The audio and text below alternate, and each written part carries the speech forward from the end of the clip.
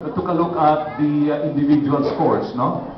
And the third prize goes to the number 2 speaker.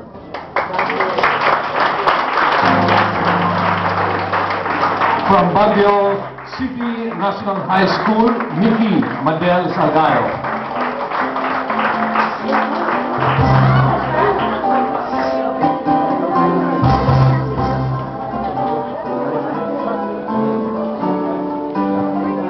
$10,000.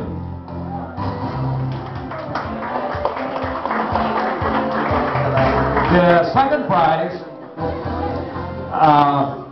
15,000 pesos, and to join me in my staff when I become senator, speaker number 3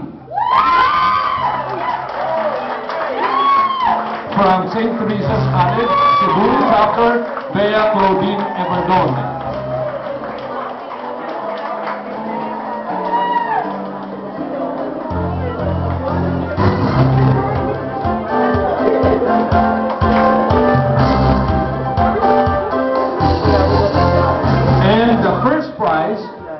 We really focus on the connection, no? Talagang laman na laman at naka-connect talaga, and you can really see it by the eye contact and the gestures na talagang mukhang spontaneous, no?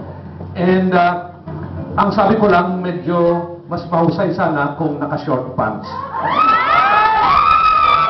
We would like to congratulate the small big man, number 8. William Christian de la Cruz.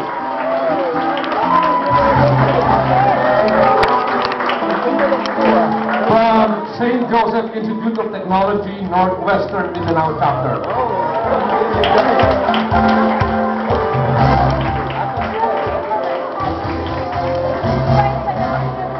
Sasabihin ko lang na yung necktie ng tatay mo masyadong malaki para sa inyo. The oratorical contest participants will also get 2,000 pesos each.